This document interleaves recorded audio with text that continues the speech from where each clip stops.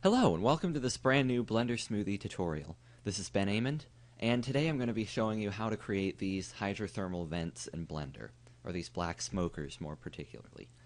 So this is going to be a hopefully two-part tutorial series, with this first part covering the creation of the shapes of the vents and the smoke simulator, the smoke simulations, and then hopefully the shaders to go with those. And then the next part would be covering the scene composition and the actual node composition and lighting and all that other stuff. So let's get started with this. So the first thing we want to do, I'm going to go ahead and delete this lamp because we don't need that for anything. We're going to be adding our own light, is we want to create a basic shape for the vent. Now, you saw back in the picture they were sort of cylindrical, kind of. They were pretty deformed too. But basically, from my quick reading up on Wikipedia that I did on this, the way these are formed, the way those shapes are formed, is that especially or specifically in the case of the black smoker, that the vents release sulfides and other particles like that basically build up the structures over time. So you get that sort of weird, deformed, kind of blobby rock shape that we're going to try to emulate here. So the first thing we want to do is we want to create a general shape, and then we're going to be sculpting it and adding a displacement modifier and everything. So I'm just going to press tab to go into edit mode, and I just realized my screencast keys are not on. Let me turn those on really quickly. Alright. So the first thing we want to do is just press A to deselect everything, and we're going to create... before we do that, let's smooth this out a little bit. Because right now, of course, it's just a complete cube, and we don't want that. We want it a little smoother, even though we are going to be adding some multi-resolution modifier levels to smooth it out. So I'm just going to press Control-R and double-click. Make sure that you're hovering over one edge of the cube to get that edge loop. And same here, because if you hover over different edges, then different edge loops appear in different places. So just hover over this side next, Control-R again. Double click, and we'll press 7 to go into top view, and I want to kind of drag a box around these to select them by pressing B, and we want to scale these in a little bit so that we get more of a circular shape, but we also don't want to scale them along the Z-axis, because if we do that then you'll see they get shorter too, and that just kind of messes that up. So to exclude the Z-axis, just press S, Shift Z, and we'll scale that in to something like that. Doesn't have to be exact. Alright, so now we can move on with the shape creation. So I'm just going to press B and drag a box around those to select them. And I'm going to move that up a little. Well, I might actually move it down a little. Because we want to kind of keep these square shaped, but I think we can add edge loops to that later. So then I'm going to extrude it up by pressing E, sort of moving it up there. I'm going to rotate that a tiny bit. And you saw in sort of one of the ones that I had before, it's sort of split into two different parts. So we'll do that here just so that it's made a little clearer. So I'm going to press Control Tab and then I press 3 or just click the face option. And you'll see that this changed from vertex select mode to face select mode. So now we can select entire faces instead of just the vertices and the edges of them. So go ahead and select these two faces. Just right click this one and shift right click this one. Press E to extrude, and we'll sort of move this out. Whoa, I don't know what I did there. And kind of position that by pressing G and R to rotate it and move it around and whatnot. And then I'm going to go back into vertex select mode. That's Control Tab 1. And I'm going to select these 2 points and sort of scale them in a little bit and kind of move those into place so that it's not so weird and square on one side. Alright, and then we're going to do the same thing to the other side. Control Tab 3 to go to the face select mode. Press E to extrude. Something like that. Control Tab 1 to go back into vertex select mode. Sort of scale these in a little bit. Kind of move those down. Alright, and then we just want to kind of keep extruding that up. So we'll extrude that again. Something like that, and then maybe one more time. We'll scale that one out a little bit. Maybe we'll scale this one out too. Now something we want to change here is that you'll notice it's a lot thicker on this side than it is on this side. So to take care of that, we'll just select these one at a time. Actually, you can just hold down Alt and right click them one at a time. And we'll press SX to scale them along the X-axis. Because these really need to be thick enough. Dogs are barking. Okay, so let's see here. Alright, so from here, the next thing we want to do, hang on, I think I want to scale these out a little bit more. You just want to make sure that it's fairly uniform all the way around. So that looks about right there. You can scale that out a little bit more. Definitely scale that out a lot more. Okay, so that's a good enough shape for now. And again, we're going to be sculpting this and whatnot, so let's take care of that right now. I'm going to press smooth over here to set the shading to smooth. And I'm going to come over to the modifiers panel and add a multi-resolution modifier. So this is much better for sculpting just because of the way these different layers work, especially, and how you can preview different aspects of it in sculpt mode or in render and preview and whatnot. So I'm just going to subdivide this. We'll start out by subdividing it 3 times. And I'm going to go back into edit mode, press Ctrl R, hover over this area, and click there and move the cursor down to right about there. And then go back into object mode. And you can see that really sharpened up the bottom there, so that'll help a lot. I'm actually going to really quickly, before we go any farther, I'm going to scale that in along the y-axis a little bit more, because that's still kind of strange. Maybe scale these out a bit more. You'll have to tweak it a lot as you add modifiers to it and whatnot, just to make sure that the shape stays about the same. Okay. So at this point we want to sculpt it. So I'm going to switch over to sculpt mode, and the thing we want to do at this stage of sculpting is we want to add basically all sorts of little blobs and whatnot to the rock. So I'm going to switch to the blob brush, and I'm going to turn off pressure sensitivity because I'm not using a tablet or anything. And basically we just sort of want to paint areas like that. Maybe I'll make the brush size a little bit bigger to start with so we can have, yeah, more like that. And I'm just sort of painting all around this. And you just want to cover the entire surface, really, in this sort of shape. So I'm just painting continuously in some areas, and other areas I'm just adding a single blob. But you basically just want to add this deformation all the way around the mesh, especially in those parts there.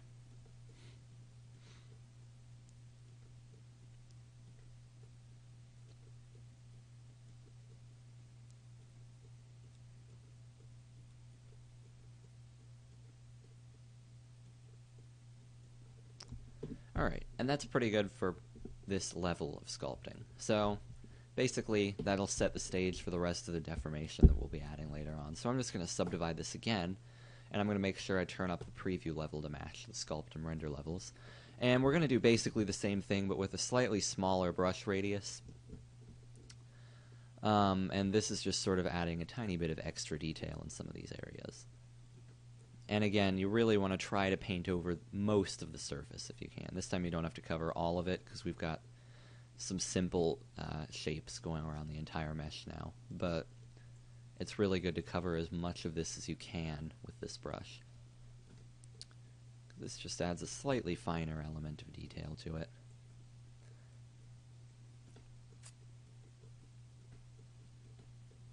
Alright, and that's pretty good for this level. So there's really one other thing that I want to do in sculpting before we go ahead and add the displacement modifier. And that is, we want to kind of add we want it to look like it has maybe a tiny bit of layering to it. And this is a really subtle effect, so it's not going to do too much, but I'm going to subdivide this one more time. Again, make sure the preview is turned up to match the sculpt and render levels. And I'm going to switch this to a regular brush, just this plain old brush setting. And I'm going to change this from add to subtract. And again, I'm going to turn off pressure sensitivity, maybe increase the strength a tiny bit. And we're going to lower the brush radius. And basically, you just want to go around painting lines like this into the sides. And you can see I'm just sort of painting horizontal lines going all around this.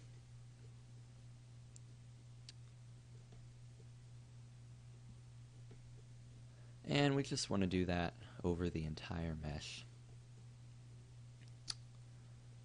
And this really helps sell the sort of layering effect, like this has all been placed down over time. It is somewhat subtle, but it's noticeable. So Just want to do that all the way around the mesh.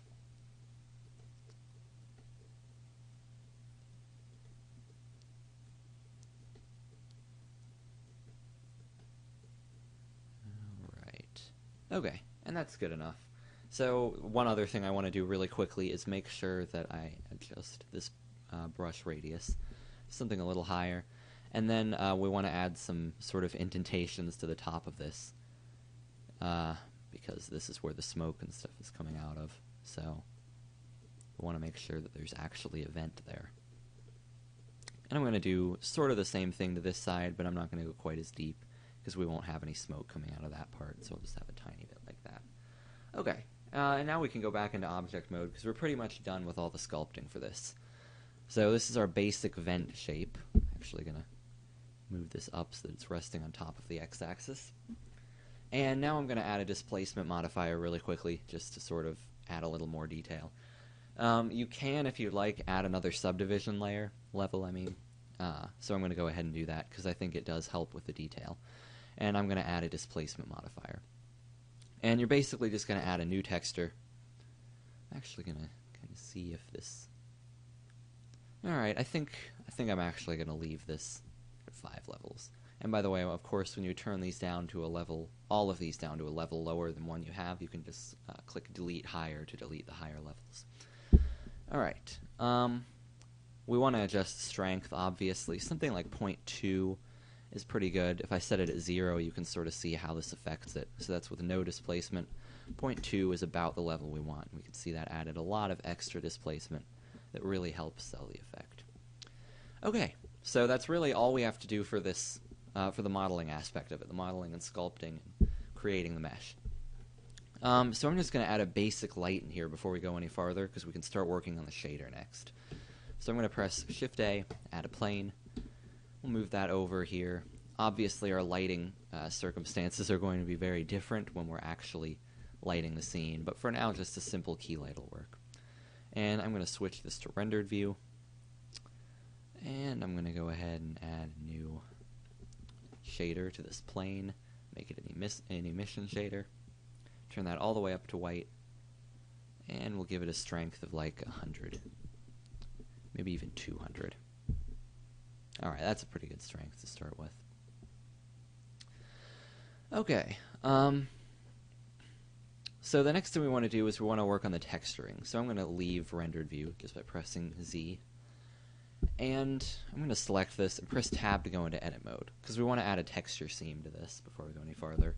I'm just going to hold down Alt and right click this edge loop that's going all the way around the mesh, and press Control E, mark seam. Oops, just cleared the seam on accident. Control E, mark seam.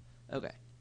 And what this will do is when we go to UV map this, which is what we're going to do to map the texture to this effectively, is it'll just split this mesh into 2 parts and flatten it out over the image. So it's going to cut it basically around this red line on top of the image. So I'm going to split my view here and change this window on the right to the image editor. And we're going to load that image so we can actually UV map it. I'm going to go back into object mode there first. And so we'll just click open, and I should have a folder for these textures right here.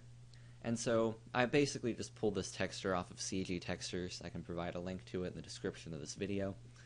Yeah, and it is a tileable image, I believe. So that's something important to consider when working with these. So, alright, the next thing we want to do is we just want to press tab to go into edit mode, A to select everything, and press U and choose unwrap. And as you can see, it split it into 2 different parts on top of the image, so that now we can scale this out, because that is something we want to do, because the image isn't super large on its own, and we need a little more detail to it. So I'm going to press S to scale it out. And in case you're wondering, whenever you scale out the mesh like this beyond the boundaries of the image, it simply repeats the image, it tiles it a bunch of times. So we'll just keep scaling that out to something like that. And in order to preview this, we have to set up a preliminary shader in cycles. So I'm just going to go here, split my view, change this to the node editor, and I'm going to use nodes for this material. And we're going to name this rock. Okay. So the next thing I want to do is press Shift-A, add a texture, an image texture, connect this color output to this color input. I'll zoom in a little bit so you can see that a little better. Alright, and we'll just click this icon right here to load our rock texture that we just used. And now if I go into textured view, you can see that it has applied. Now there is a bit of a texture seam over here. You can see it if you zoom in really close. However, there's really no need to do anything about this, because once we add a little bit of bump mapping and the lighting is all in place and everything, it's such a subtle texture seam that you don't notice anything. Typically the way you would clear up a texture seam is by texture painting, using the clone brush to kind of cover it up. But that only really works also when you have a giant image. This one's a tiny image, and we had to overlap it over the edges of the image, so that wouldn't work in this case anyway. But if you did want to clear the texture seam, what you'll probably do is bring this texture, this tileable texture, into Photoshop or GIMP or something, and basically duplicate it a bunch of times to repeat it to make a larger image. And then you could use the clone brush on that, since we wouldn't have to overlap or push the mesh over the boundaries of the image. Okay, so at this point, if we just go into rendered view, it's kind of boring. I might actually kind of increase the strength of the lamp there. I'm just going to select this. We'll try maybe 300, maybe even 500, because I want something. We'll do 400. That's good enough. Okay. We just want to make sure that we see this pretty well. Alright. So, the next thing we want to do is we want to give this a little bit of bump mapping. So I'm going to go back into solid view there. And I'm actually going to merge these for now, just because I want to merge these two windows. And then I'm going to split these again and make this top one my node editor. Okay. So in order to add bump mapping, of course, we can just sort of move these out of the way. I'm going to press Shift-A, add converter, math, change this from add to multiply, and plug this value into the displacement node, so that now whenever we connect this image texture, this color value, to one of these two values, then the other value determines how much bump mapping we have. So we'll set that at 0.2 for now, just to sort of see how that looks. And it's pretty subtle. Might bump it up to 0.5. Alright, now it's showing up a little bit, and you don't want too much of this. We have like 1. It's pretty intense. It looks kind of weird. I think 0.5 is a nice, subtle effect. Alright. So there are a couple other things I want to do to this shader to make it look a little more realistic. First of all, I want to add a little bit of grime towards the bottom of it to look like, maybe some sand has been brushed up against that. And I also want to add some white areas on the rock to make it look like, it's been chipped away by something, or it's been bleached in some way, or something like that, to add a little more color variation to make it look a little more realistic. So the next thing I'm going to do is we are going to create a second UV map, because I have a texture that we can use at the bottom of this for that extra grimy look. The problem is it's a different size than the main texture, and basically the way we had it overlapping, the UVs were sort of extending beyond the boundaries of the image. That'll basically have it so that that texture that I have repeats going up, and we don't want that. So to do this, we are just going to create a second UV map. And to do this, we're going to come over here to the object data, right here, this triangle with 3 dots on it. And you can see down here we have a tab that says UV maps. And this is the one we have right now. In fact, I'm going to rename that. I'm just going to rename it rock. Alright. So the next thing we want to do is click this plus button right here to add another UV map. And I'm going to rename this one. We'll just rename it grime. And I'm going to split my view again and change this to the UV image editor. And I'm going to open another image in the same textures folder that I created. And this is yet another texture that I downloaded from cgtextures.com. I believe this was under their decals, or however you say it, section. And it's masked and everything in advance, so that's always good to have. Always helpful. And I'm just going to open the image. Alright, so now we've got this loaded, and we can basically just re-UV map this image. So to do this, I think I'm actually just going to press U, project from view, Basically, what this does is it just sort of it does exactly what it says it does. It projects it from whatever view we're in. So it basically just took our view of the object and mapped it to the image from that. And I wouldn't typically advise this because we're going to get a little bit of stretching on the sides there, since they're not quite as, they're not angled as effectively towards the front. But it doesn't really matter in this case, mostly just because it's not that noticeable, just the way the grime interacts with the rest of the rock. So in this case, it should work out just fine. To preview this, I'm going to split my view again to the node editor.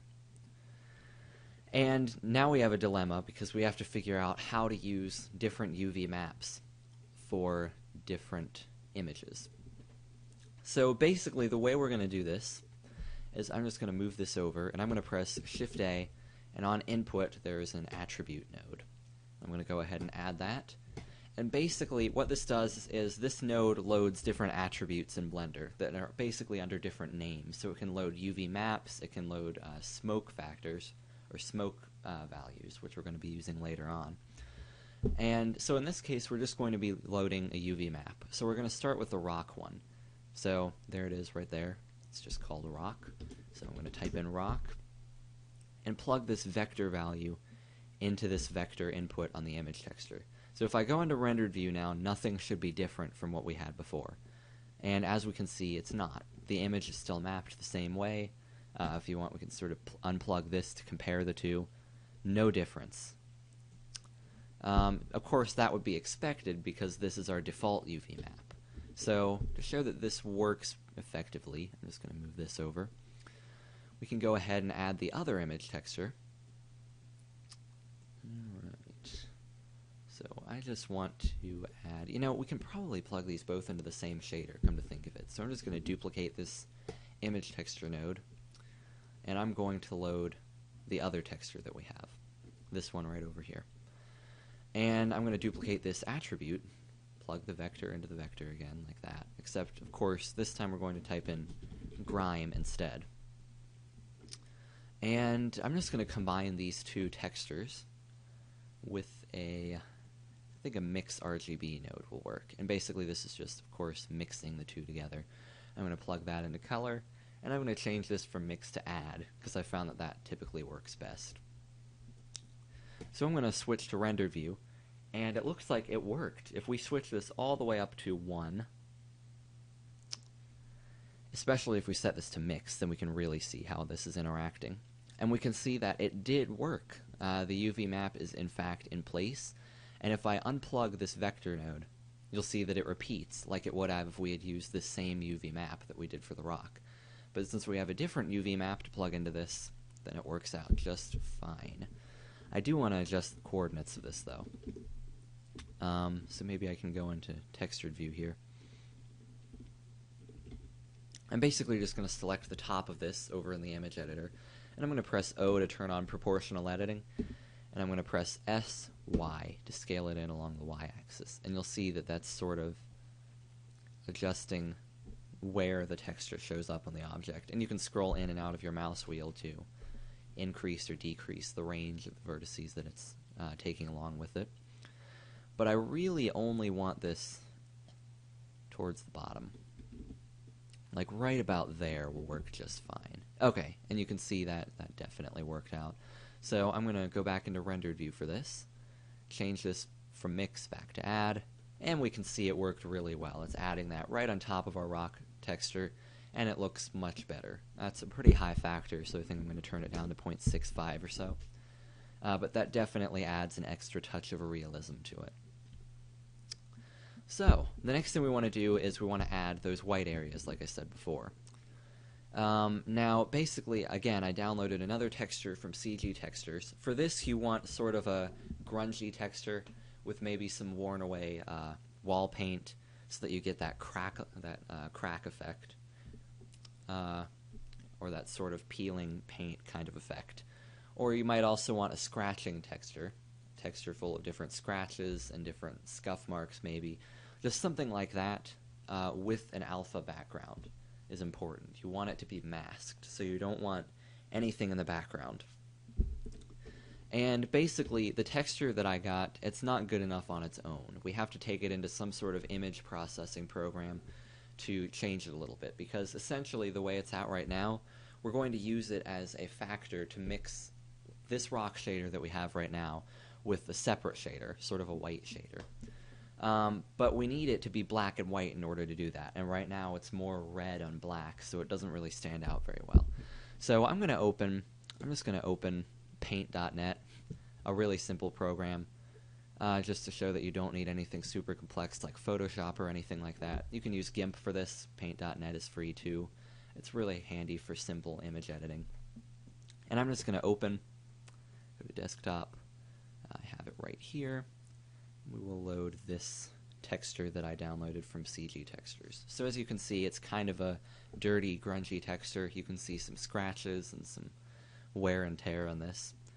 And something to keep in mind when you're working with masked textures is if you don't specify a color for the background, like right now you'll notice that there is no color for the background, it will be detected as black.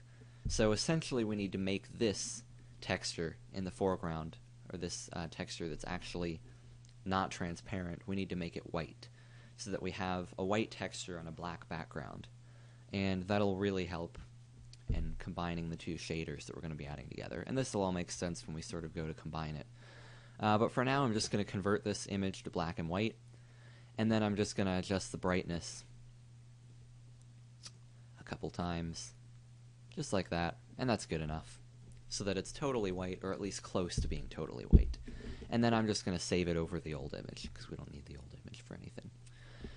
Okay, so for this next part I'm going to move that over even more, because we don't need that. I'm going to sort of move these out of the way, drag that over. We're going to duplicate this diffuse shader, and bring the color all the way up to white. And then I'm going to add, after I move that out of the way, it's our bump mapping, a mix shader, and oops, undo that, I don't want to combine those. We'll plug those into those different inputs, so we'll plug the rock one into the first input, the diffuse one into the second input, and we're just going to duplicate this image texture node and load, I believe that is it, yep, this image that we just tweaked. And since it's black and white, if we plug it into the factor, and we go ahead and take a look at the rendered view, then we see that it worked perfectly, and now we have those lighter areas of rock. I'm actually going to make that a little darker. So again, basically all this is doing is it's taking the white part of the image that we created and saying, okay, this diffuse shader is going to be applied in that part. And then in the rest of this image, the black areas, it's saying, well, for the black areas, this rock shader will be applied to that part. So if we wanted to flip it maybe and make it the other way around, we would just flip those image inputs. And can't really see anything because it's such a subtle effect when all the rest of this is white and it's adding the rock shader instead. But basically that just inverses the process. So if you're having that problem, just flip around the inputs and it should work out just fine. Okay, so that's the basis for the rock texture. How much time am I going? Right, about half an hour. I think we can push this a little farther just to start working with the smoke simulator a bit. Alright, so I'm just going to go back into solid view here, and I'm going to combine all these because we don't need that anymore. I'm going to save this before we go any farther. Alright, and I'll just merge those two windows too because we don't need that. Okay, so the next thing we want to do is we want to start trying to work with the smoke simulation for this. So the first thing we want to do is add a plane because we need something to emit this. And we're going to put it up right beneath this area. Press Z to go into wireframe view and kind of see this a little bit better. And we're just going to sort of position it so that it's right there inside the opening for the vent. And just make sure it isn't sticking out the edges or anything. That's pretty good. We don't want to make it too big because the smoke sort of expands, it sort of puffs out a little bit when it's released at first. And we don't want it to be sort of coming through the sides of the vent because that doesn't look very realistic. So now that we have that emitter, we should probably name that emitter, actually. I should have named the vent too. Let's name this emitter. I'm going to name this vent. Okay. Then we can go ahead and add our domain cube. So I'm just going to press Shift-A, add a cube, and I'm going to move this up, scale it up pretty big. I'm going to come over here to the object data though first, because this is it's kind of getting in the way. We could press Z to go into wireframe view, but then we'd have to be in wireframe view the entire time we wanted to work with any of this. So I'm just going to stay in solid view, and in the object data panel, if we sort of scroll down, there is a option down here under display, under maximum draw type. Right now it's a textured. Basically this just means, of course, what it says. This is the maximum, basically, level of detail or level of view that we can view it at. So right now it's a textured. So that means the maximum view that we can view this as is textured. So if we wanted a textured view, we could see it textured. But we don't want it as that. We don't want it as solid either, because it would still be blocking our view. So we want it as wire. So basically this means the maximum draw type, as it says there, is wire, the wireframe view. So now it won't get in our way, even in solid view, and we can sort of move this around. We want to make sure we have a nice height set for this. Don't worry about it being too huge, because we are going to be using the adaptive domain feature in the smoke simulator. So basically we're just setting the maximum domain for it, and we want to make sure it's high enough. So that's pretty good. I generally try to avoid scaling the cube, the domain cube, on any specific direction, because it tends to have some kind of weird results in the smoke sometimes. So I try to keep it a perfect cube whenever I can. And that works pretty well. We'll move it down to something like that. Maybe scale it up a little more. Okay, so at this point we can just set up a basic smoke simulation. We'll come over here to the physics panel. If you don't see it, just click and drag your properties panel out a little farther, and click smoke to add smoke. And we'll do the same thing with this little plane in here, smoke. And I'm going to set this to flow and this to domain. And of course that's just establishing this cube as the domain cube and this plane as the flow object, so the object that's releasing the smoke. And there are a couple things I want to do with this. I can't remember if this only works. Okay, we're going to turn on initial velocity, and that basically gives it a little more speed at the beginning so that it has some level of velocity when it's released, and it's not just sort of floating up there on its own. And let's go back over here. I'm going to set the divisions to 64 for now, because we can get away with that, especially when we're using the adaptive domain feature. And I'm going to turn on adaptive domain. And basically the way this works, if I turn it off and press Alt-A, it goes really slowly. And that's just because it's basically taking into account the entire domain cube. And I'm actually going to add a point light for now, even though we already have a light in the scene, just so we can sort of see the smoke a little better. And it looks like it... Oh, there we go. Okay. Alright, for some reason it's not applying that to the beginning, but it should when we change some settings. So if we turn on adaptive domain, then you'll see it's creating its own domain cube as it's expanding. And it speeds up the simulation a lot, and it really helps with that. So it's a very, very useful feature. And now you can see the smoke is sort of continuing to go.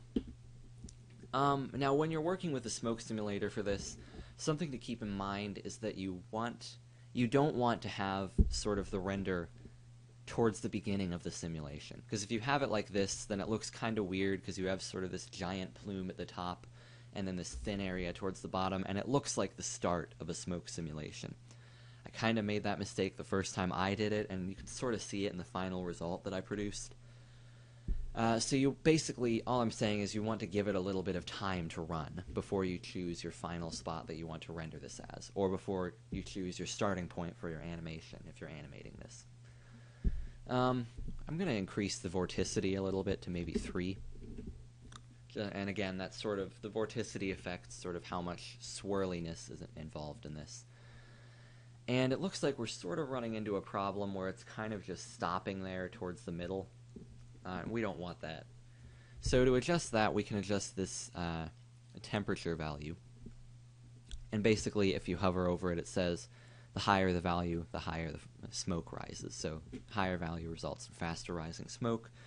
So we can increase this value to something like 0.25, and we can see that immediately the smoke is going up much faster. We're just trying to avoid, you can sort of see it's kind of piling up in the center there, and we don't want that because it does look kind of weird. So I'm going to maybe even make that 0.3, and that'll probably be good enough. Okay. Yep. So that works pretty well. And once you've got that, there's really not much else you can do other than bake the simulation. So at this point, I'm probably running on 35, maybe even 40 minutes. So I probably want to wrap this up soon. I'm going to delete that lamp because we don't need it for anything else now. We're good. So I think I'll just bake the simulation now, and then come back to the second part of the tutorial, and we'll work on the shader for the smoke, and then we'll work on positioning everything for the final render. So I believe for the final render I had divisions of 196 with a smoke high resolution with 2 levels, and I set the noise method to FFT just because FFT is a little bit sharper than wavelet. Wavelet's kind of more soft and blurry, so it's not quite what you want. So just go with whatever divisions and initial resolution divisions and smoke high resolution divisions your computer can handle. Chances are, of course, since we have the adaptive domain, the simulation's probably going to start out baking pretty quickly, and then it'll slow down as it progresses. Make sure that when we go to bake it, which is down in the smoke cache, you have the end frame set to whatever end frame you want. So if you only want the simulation to end in like frame 100 or so, then make sure you set the end frame to 100, because that'll slow down your simulation, or speed up your simulation. I think in this case I'm going to keep it at 250, because I do want it to last that long, and I've got plenty of time to bake this. So that's pretty much it. Once you've got all those settings set up, you have the divisions set to what you want them to, you have the end frame set to what you want them to, all you got to do is click Bake, and it will start to bake the simulation. So that's it for this tutorial, or this part of the tutorial series. I hope you learned something from it, and I look forward to seeing you in the next part.